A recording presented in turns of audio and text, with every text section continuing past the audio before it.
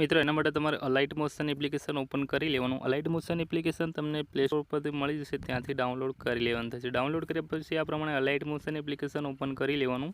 અહીંયા project file પર આવી જવાનું થશે તમારે. અહીંયા બીટમાર્ક પ્રોજેક્ટ, શેક ઇફેક્ટ અને પીએનજી મિત્રો આ ત્રણેય લેયર તમારે અહીંયા વેરીફાઈ કરી લેવાનું થશે. આ ત્રણેય લિંક હું તમને ડિસ્ક્રિપ્શન બોક્સમાં આપી દઈશ, તમારે ત્યાંથી જ આને વેરીફાઈ કરી લેવાનું થશે મિત્રો.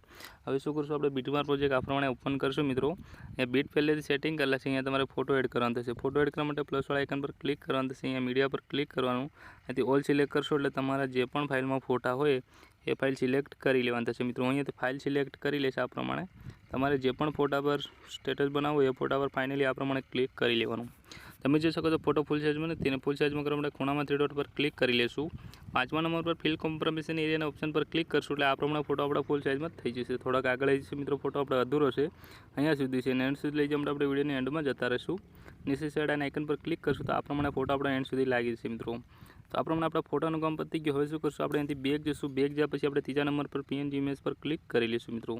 અહીંયા તમને 3 લેયર મળશે. નાના પ્લસવાળા આઇકન પર ક્લિક કરવાનું થશે. પહેલા નંબર પર સિલેક્ટ ઓલ લેયર કરી લઈશું. પાછળ નાના પ્લસવાળા આઇકન પર ક્લિક કરશું. અહીંથી 4થા નંબર પર કોપી 3 લેયર કરી લઈશું. આટલું કરશો એટલે અહીંયાથી આપણે પાછા બેક જઈશું અને અહીંયાથી બીટમાર્ક પ્રોજેક્ટ આ પ્રમાણે ઓપન કરી લઈશું મિત્રો. તમે અહીંયા તમારો ફોટો પણ લઈ શકો છો. નાના પ્લસવાળા આઇકન પર ક્લિક કરીને 5મા નંબર પર પેસ્ટ 3 લેયર કરી લઈશું. આટલું કરશો એટલે કંઈક આ પ્રમાણે એન્ડ સુધી લેયર લાગી જશે મિત્રો. હવે આ 3 લેયરનું કામ પતી ગયું. પાછા આપણે બેક જઈશું. અહીંયાથી શેક ઇફેક્ટ બાય સુનિલ એડિટિંગ પર પાછા ક્લિક કરી નાખશું.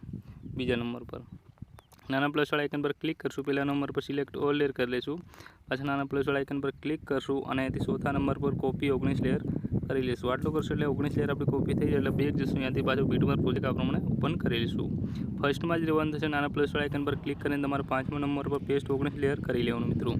આટલું કરશો એટલે કંઈક આ પ્રમાણે છે ને ઇફેક્ટ આપણી એડ થઈ જશે મિત્રો. આ પ્રમાણે હું અહીંયા ફોટો રાખવાનો નથી, ચેન્જ કરવાનો છે મિત્રો. તો આ પ્રમાણે સ્ટેટસ આપણું બનીને તૈયાર થઈ જશે. ઉપર ખૂણામાં તીરોળ ઓપ્શન પર ક્લિક કરશું અને એથી એક્સપોર્ટ કરશું એટલે ફાઇનલી સ્ટેટસ આપણું ગેલેરીમાં સેવ થઈ જશે. આજના વિડીયોમાં આટલું છે. મળશું નેક્સ્ટ વિડીયોમાં. જય હિન્દ.